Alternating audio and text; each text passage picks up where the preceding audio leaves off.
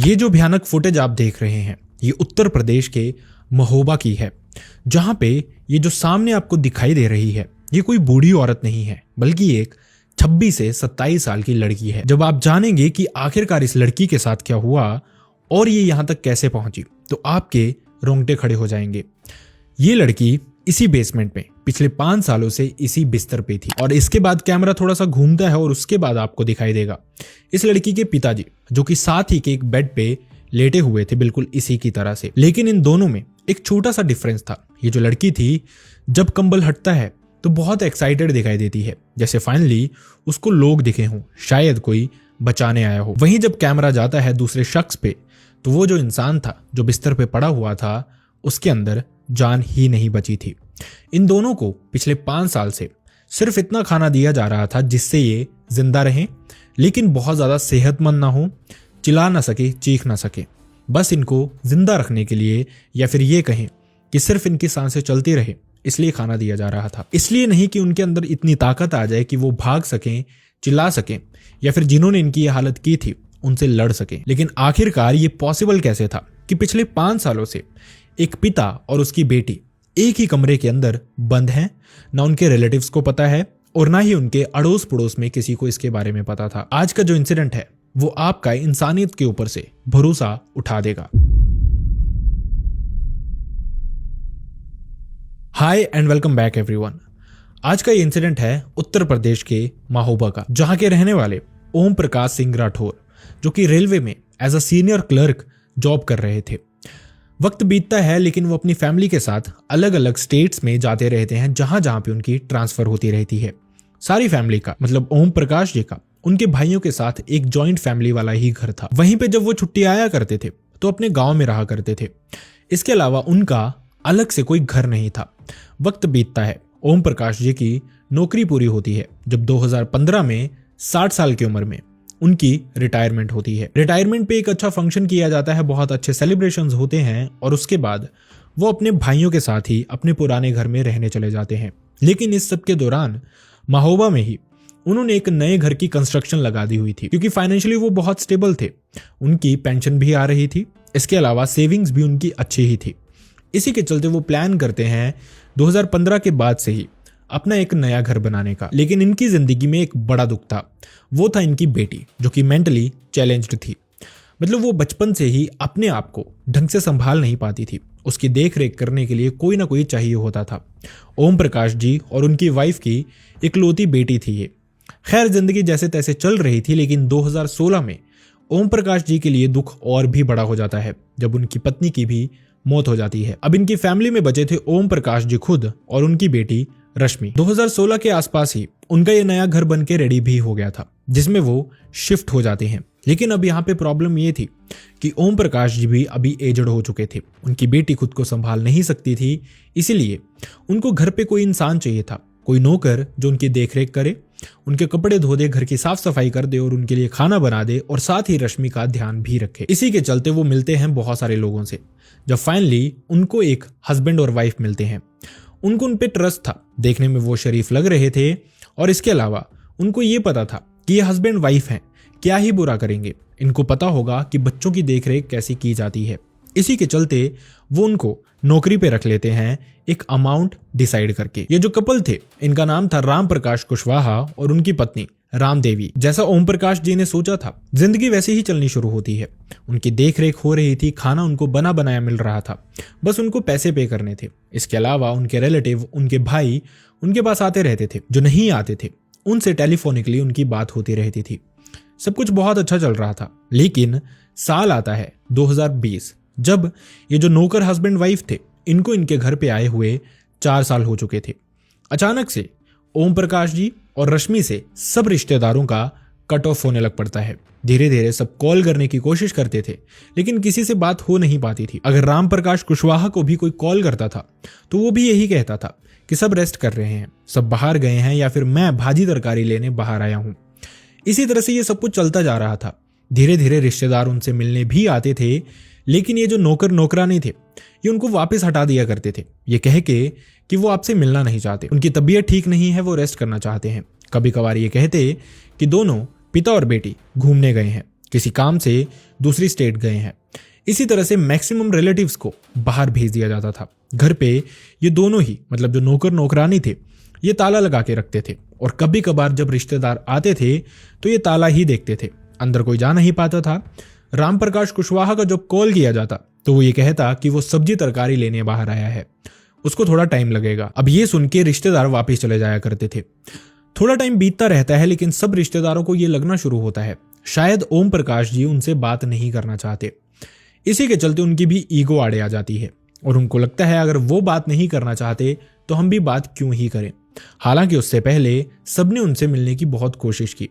अड़ोस पड़ोस के लोग भी जब आते थे तो ये नौकर नौकरानी उनको इसी तरह से वापस भेज दिया करते थे। इस सबके बीच ओम प्रकाश जी के भाई अमर सिंह राठौर भी इनके घर आते जाते रहते थे, लेकिन जब मिलना नहीं हो पाता था अपने भाई से तो वो आसपास के जो लोग थे उनको अपना कॉन्टैक्ट नंबर दे देते थे, ये कहते हुए कि अगर उनको दिखें तो वो उनको कॉल कर दें कि इस तरह से वो आ गए हैं और अब वो उनसे मिल सकते हैं। लेकिन अड़ोस पड़ोस के लोगों ने भी सरप्राइजिंगली कभी भी ओम प्रकाश या फिर रश्मि को बाहर देखा ही नहीं, और साथ ही इनको ये सस्पिशियस भी नहीं लगा।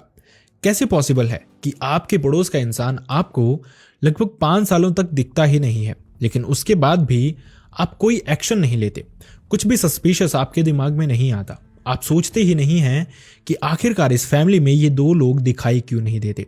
हालांकि आजकल जमाना चेंज हो रहा है, सिटीज में, बड़े बड़े शहरों में इस तरह से होता है कि अपने अड़ोस पड़ोस के बारे में लोगों को पता नहीं होता, लेकिन जो गांव हैं वहां पे आज भी लोग अक्सर ये जानते हैं कि उनके पड़ोस में कौन रह रहा है, कौन कब आ रहा है और कौन कब जा रहा है।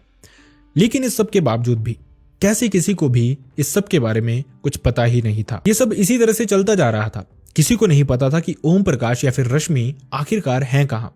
किसी की बातचीत हो नहीं पाती थी और सबको लगता था कि शायद वो इंसान खुद ही किसी से बातचीत नहीं करना चाहते। सब रिश्तेदार धीरे धीरे दूर होने शुरू हो गए थे। दिन आता है 29 दिसंबर 2025 का। यही आज से लगभग 15 से 16 दिन पहले, जब ये नौकर और नौकरानी जो हस्बैंड और वाइफ थे, ये दोनों इसी बेसमेंट में जाते हैं जिस बेसमेंट में इन्होंने 2020 में पिता और बेटी दोनों को ही बंद कर दिया था। पिता क्योंकि बुजुर्ग हो चुके थे, उनको इजी था नीचे लेके जाना, और रश्मि तो मेंटली स्टेबल थी ही नहीं। इसी के चलते दोनों को वो नीचे लेके जाते हैं। 2020 में उनको बंद कर दिया गया था अंदर, एक ही कमरे में, जहां पे ना कोई खिड़की थी ना ही कोई दरवाजा था स्पेसिफिकली बाहर जाने के लिए।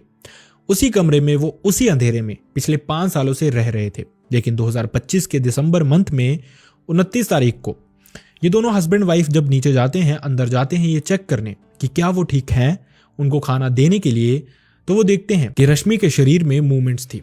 देखने से लग रहा था कि रश्मि अभी भी जिंदा है, बहुत वीक हो चुकी है लेकिन फिर भी जिंदा है। इसके बाद वो जाते हैं ओम प्रकाश जी के पास उनको खाना खिलाने, लेकिन उनकी तरफ से उनको कोई जवाब नहीं आता। जिसके बाद उनको हिलाया जाता है, डुलाया जाता है, लेकिन फिर भी उनको होश नहीं आता। ये हस्बैंड वाइफ समझ आते हैं कि जो ओम प्रकाश जी हैं शायद वो अब इस दुनिया में नहीं रहे, और जो भूख से या फिर उनको मेडिकल अटेंशन नहीं मिली उस वजह से वो तड़प रहे थे। फाइनली उस चीज ने उनकी जान ले ली है। अब ये दोनों डर जाते हैं। इनको ये था कि अगर कोई भी देखेगा, कोई भी जानेगा इस चीज के बारे में, तो हमें ही ब्लेम करेगा कि आखिरकार ये दोनों पिता और बेटी इतने सूख चुके थे, इतने वीक हो चुके थे, इनको हॉस्पिटल क्यों नहीं लेके जाया गया। पिछले 5 सालों से ना उनको कोई दवाई दी गई थी, ना उनको हॉस्पिटल लेके जाया गया था, और ना ही उनको इतना खाना दिया गया था जितना उनके लिए जरूरी हो। हालांकि कुछ रिश्तेदारों ने यह भी क्लेम किया कि बीच में फॉर्चुनेटली उनको देखने का मौका मिला था इन दोनों को, जब ये नौकर फोर्सफुली उनको अंदर लेके जाता है। जब रिश्तेदार ये कहते हैं कि वो पुलिस को बुलाएंगे, तो जब वो अंदर जाते हैं तो वो देखते हैं कि दोनों की हालत बहुत खराब थी। दोनों सच में बीमार तो थे, लेकिन किस वजह से थे इस पे किसी ने गौर नहीं किया। एक और मैटर निकल के बाहर आ रहा है। वो मैटर ये है कि पहले सब रिश्तेदार खुद भी इंटेंशनली दूर ही रह रहे थे इनसे, कि अगर उनको कहीं हॉस्पिटल लेके जाना पड़े, कहीं चेक करवाना पड़े, तो कौन इतनी हेडेक लेगा। लेकिन जब ये हालत हो जाती है तो बहुत सारे रिश्तेदार आने लग पड़ते हैं और इन पे अपना हक जताने लग पड़ते हैं। शायद ये भी रीजन था जिसकी वजह से कोई भी रिश्तेदार को ये पता ही नहीं था कि पिछले 5 सालों से इनके साथ हो क्या रहा है। खैर, इसके बाद जब ये सब कुछ हो जाता है, पति पत्नी को ये पता लग जाता है कि ओम प्रकाश अब इस दुनिया में नहीं रहे, तो वो रात के अंधेरे में चुपके से निकलते हैं और साथ ही जाते जाते एक पड़ोसी को जो उनसे बहुत क्लोज था उसको बता जाते हैं कि ओम प्रकाश जी अब इस दुनिया में नहीं रहे, और उनके भाई को फोन करके बता दिया जाए। ये जो पड़ोसी थे उनके भाई को बताते हैं, और उनके भाई अमर सिंह राठौर वहां पे पहुंचते हैं। घर पे पहुंच के चेक किया जाता है तो घर पे ताला लगा हुआ था। ये ताला तोड़ा जाता है, अंदर जाया जाता है, हर एक कमरा चेक किया जाता है, लेकिन ये दोनों उनको कहीं भी दिखाई नहीं दे रहे थे। जिसके बाद जाया जाता है बेसमेंट में और वहीं पे ये वीडियोस बनाना शुरू किया जाता है, क्योंकि सब समझ गए थे कुछ ना कुछ सस्पिशियस इस सब में जरूर है। इसी के चलते पहले एक बेड पे कोई सोया हुआ था, ऊपर कंबल था। कंबल हटाया जाता है तो पता चलता है ये कोई और नहीं है बल्कि रश्मि है, जिसकी उम्र अभी 26 से 27 साल थी, लेकिन देखने में लग रहा था जिस तरह से उसकी हालत हो गई थी कि ये कोई बूढ़ी औरत हो। साथ ही रश्मि के शरीर पे कोई भी कपड़ा नहीं था। ये सारे के सारे मैटर को और भी ज्यादा दुखदायी बना रहा था। इसके बाद दूसरे बेड पे जाया जाता है, जहां पे देखा जाता है कि ओम प्रकाश जी सीधे लेटे हुए थे, लेकिन उनके शरीर में कोई भी मूवमेंट नहीं थी। दोनों को फटाफट से उठाया जाता है, रश्मि को कपड़े पहनाए जाते हैं, दोनों को हॉस्पिटल लेके जाया जाता है, जहां पे डॉक्टर्स डिक्लेयर करते हैं कि ओम प्रकाश जी अब इस दुनिया में नहीं रहे। वहीं रश्मि का इलाज चलना शुरू होता है। हालांकि उसके शरीर की बहुत बुरी हालत थी, देखने से लग रहा था कि उसमें मांस बचा ही नहीं है, सिर्फ और सिर्फ हड्डियां ही नजर आ रही थी। ओम प्रकाश जी के साथ भी यही था, लेकिन खैर वो तो अब इस दुनिया में थे ही नहीं। जब ये मैटर निकल के सामने आया तो महोबा के बहुत सारे लोगों का इंसानियत के ऊपर से भरोसा ही उठ गया था। उनको पता ही नहीं था कि पिछले 5 सालों से उनके पड़ोस में हो क्या रहा था। आप इमेजिन कीजिए उस पिता और बेटी की तकलीफ, जो पिछले 5 सालों से एक ऐसे कमरे में बंद थे जहां पे कोई लाइट ही नहीं थी। सूरज उन्होंने पिछले 5 सालों से देखा ही नहीं था, ना कोई मेडिकल अटेंशन, ना ही कुछ भी इस तरह का। ये कमरा बहुत बदबूदार था, क्योंकि उनको शायद प्रॉपरली टॉयलेट तक नहीं लेके जाया जाता था। जो कुछ भी होता था इसी बिस्तर पे होता था, और उसी बिस्तर पे वो बेचारे रोज सो भी रहे थे। कैसे पॉसिबल था एक मेंटली स्टेबल इंसान का जिंदा बच पाना? ओम प्रकाश जी के साथ यही हुआ था। खैर, इसके बाद पुलिस ये जो नौकर नौकरानी थे इनकी तलाश शुरू करती है, और अभी बताया जा रहा है, हालांकि अभी पब्लिकली बहुत सारी चीजें सामने नहीं आई, लेकिन बताया ये जा रहा है कि जनवरी की शुरुआत में ही दोनों को अरेस्ट कर लिया गया था। दोनों से पूछताछ भी की गई, जिसके बाद ये पता चला कि इन दोनों का ये सब कुछ करने के पीछे का सिर्फ एक ही मोटिव था। वो ये था कि जो ओम प्रकाश जी थे उनके चेक्स थे जिन पे ये साइन करवाते रहते थे, बैंक में जाके पैसे निकलवाते रहते थे, और साथ ही इतने सालों में मतलब 2016 से 2020 तक इन्होंने ये जान लिया था कि इनकी फैमिली में सिर्फ एक बूढ़ा इंसान है जो कभी भी मर सकता है, उसकी एक बेटी है जो मेंटली स्टेबल है ही नहीं। अगर इनको रिश्तेदारों से कट ऑफ करवा दिया जाए तो बहुत सारी पॉसिबिलिटी ये होगी कि ये घर उन नौकर नौकरानी को मिल जाएगा। इसके अलावा जो उनकी सेविंग्स थी, जो घर पे उन्होंने इंटीरियर रखा था, जो भी महंगी चीजें थी, वो सब भी उनकी हो जाएंगी। खैर, अब दोनों ही पुलिस की हिरासत में है।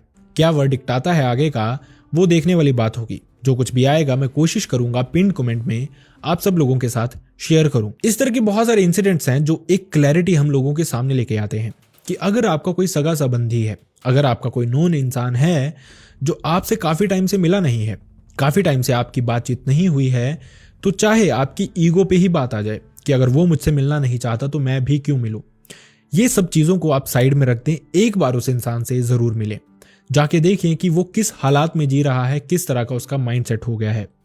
कभी कभार सिचुएशन इस तरह की होती है जो पिता और बेटी की थी, तो कभी कभार सिचुएशन ऐसी होती है कि सामने वाला इंसान स्ट्रेस में, एंजाइटी में भी हो सकता है, और गलत कदम जो उठाए जाते हैं इन्हीं सिचुएशंस में उठाए जाते हैं। तो अगर आपके सराउंडिंग कोई ऐसा इंसान है या फिर आपकी जिंदगी में कोई ऐसा इंसान है, तो 1 मिनट के लिए अपनी ईगो को साइड में रख देना और उस इंसान से एक बार जरूर मिलना। आई रियली होप आप सब अपना ध्यान रखेंगे। See you next time in next video. Bye bye.